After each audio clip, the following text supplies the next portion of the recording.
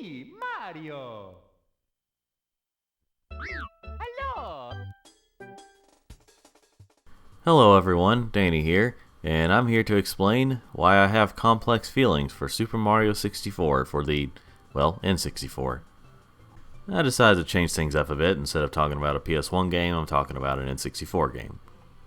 Anyway, so what do I mean exactly by complex feelings for Super Mario 64? Well, it's one of those games, I don't know if there's a word for it, but it's one of those games where there's a lot of times where it'll draw me back to it. Like, it's like, okay, I feel like playing Super Mario 64 again. But as I play it, as I get to a certain point, I'm like, oh yeah, this is why I don't like playing it as much.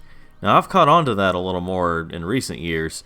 Well, more like recent days, I've kind of realized it. But I don't know. It's just one of those games where I feel like playing it at some points, but then as I play it, I remember why I don't like playing it all that much, and then I stop for a little while. For those of you who don't know, somehow, Super Mario 64 was a launch title for the N64 back in 1996. This was the very first fully 3D Mario game, and boy, it sure feels that way. Now, before I officially begin, I will say the problems I have with this game, I'm going to cut it a little bit of slack because of its age.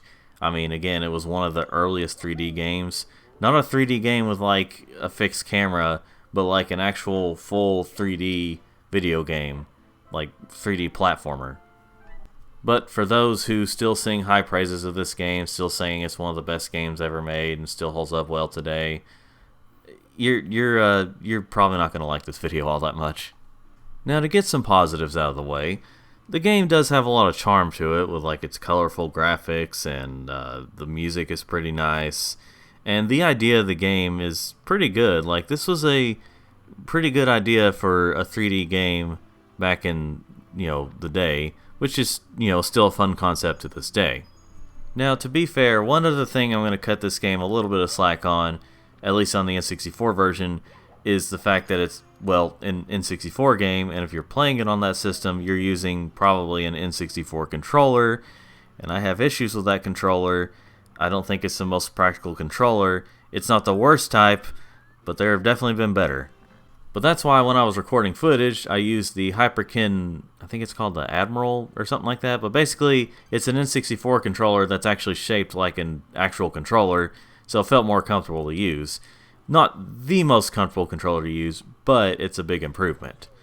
Anyway, getting back to the gameplay, I start noticing a big problem right away with Mario's controls. See, his movement isn't all that snappy. I mean, it can be if you're not really moving, like if you're not moving all that much, but as you keep going, instead of like just snapping back whenever you try to go back or side to side, he has to like turn around or kind of make a turn, and that can be a problem for some of the later levels. Now, obviously, navigating through Peach's castle isn't all that bad. I mean, you're just trying to get to levels there. You can still get hurt and die, but you don't have a bunch of enemies to worry about. You don't have a lot of precise platforming with like bottomless pits to worry about. It's not all that bad there. You can kind of practice your moves. It's whenever you get into the levels where the issues start happening. But of course, the first couple of levels aren't all that bad. I mean, they still have some issues, but at least with the first one, there's no bottomless pits. You have fall damage, but there's no bottomless pits. You can get around enemies pretty easily because it's pretty open, and it's not all that bad. A lot of the challenges there are not too bad. And the second level, while you have some bottomless pits, it's kind of the same thing. You don't have to worry about a whole lot of stuff. The issues do start to come out a little more in the second level, but it's not all that bad. It's whenever you get to levels like Cool Cool Mountain and Jolly Roger Bay is when the issues really start to come about, especially Cool Cool Mountain.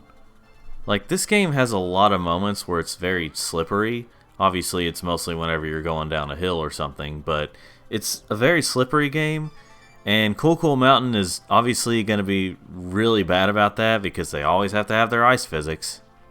Trying to be really precise in this level is a big challenge. It's really hard to do. So you'll find yourself slipping and sliding to areas you were not trying to get to, or just sliding off the stage in general. Now, all that wouldn't be so bad if it wasn't for the fact that whenever you die in this game, you have to start all over with the mission you were doing. And there's quite a few things that can kill you in this game. Obviously, if you run into an enemy, you get hurt. you can take fall damage, which, I mean, I know in Cool Mountain you can land in the snow and be fine, but if you don't, you take fall damage. And obviously there's the bottomless pits. So you can easily lose a lot of your progress that you made in these missions. Now, to be fair, a lot of missions in this game don't take that long to complete, especially if you know what you're doing, but there's some that like really make me wish there was some sort of checkpoint system, but there's not. Going back to what I mentioned earlier about Mario not being as snappy when moving around, even getting something as simple as a coin or trying to step on an enemy or something can be quite a challenge in this game, because Mario will just circle around the stuff instead of being able to snap and get it. You have to kind of like get in a certain way to get that stuff. Also, whenever you jump in this game, you're just about locked in that position. I mean, you can kind of navigate Mario a little bit, but you can't like turn him around or anything. He is just gonna go forward from wherever he was at. Now, of course, whenever I say that, I mean when he's moving. Whenever he's standing still, you know, obviously it's just a basic jump. Now, of course, there are a lot of cool things you can do with Mario's jumping in this game, like if you hold Z and then you have him flip backwards whenever you jump, or you know, you can hold Z and then as you're going forward and then have him kind of jump long ways, and you can also have him do that triple thing where on the third jump in a row you can get him to jump even higher. So those are pretty neat. But overall, the dated physics kind of mess it up for me. Now, the farthest I've got whenever I was recording for this video was the first Bowser fight, and then I went through the basement and I unlocked the level that was on the outside of the castle after you drain the water. And I kind of got through that level without getting the goal. But then I realized that I had paused it at one point when I was on Jolly Roger Bay, and I forgot to unpause it before I hit stopped recording.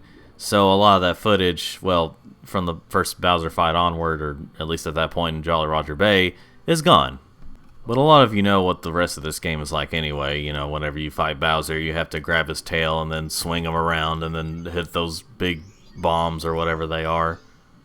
I just wasn't really willing to go back and like get that footage again because I was already tired of playing this game at that point.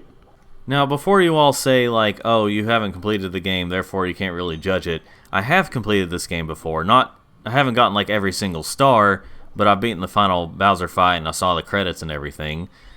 But those were on other versions of the game, like on Switch and like the DS version and stuff, so I can judge this game. And honestly, I think that the reason I actually beat this game up to the final boss on like the Switch is because the controls just felt better, or at least the controllers felt better. People can say what they want, that this game was made for the N64, which it was, but it just felt better to play with better controllers. And I also do prefer the DS version over this version because, yes, it has its own issues as well as some issues from the game in general, but it's just a better overall product with all the extras and all the stuff you can do. Now, I can't confirm this for sure because everyone is different, but I do honestly think a majority of people who still say this is one of the best games of all time are the ones who say that but don't actually play it all that much these days. People who just heard about it and it's like, oh hey, it's Mario, of course it's going to be one of the best. And those who have actually grown up with this game and learned all the tricks and had the patience as a kid to learn all the speedrunning tricks. Patience I do not have with this game. Now, for those who might point out that I enjoy playing the original Crash Bandicoot at times and the original Sonic Adventure, I will admit that because I grew up with Crash Bandicoot and got used to everything, that I probably enjoy at least the original as much as I do because of nostalgia. If you take that away, I probably wouldn't enjoy it as much. And with Sonic Adventure, that was a little later on for me, but I still enjoy the game overall, and nostalgia might have a little hand in that. But even taking away that stuff, I feel like I would still enjoy Crash Bandicoot and Sonic Adventure more than Mario 64. But overall, all three of these games have a lot of aspects that have not aged as well, but I just feel like Super Mario 64 has been hit the worst with that. Since the release of Mario 64, there have been better platformers, there have been better 3D platformers, and there have been better 3D Mario platformers. One of my most favorite Switch games is Super Mario Odyssey, which might honestly be my most favorite Mario game as of right now. It's mainly because the controls and physics are just so good in that game. Like, the game in general is good, but the controls just, it feels so good to play the game.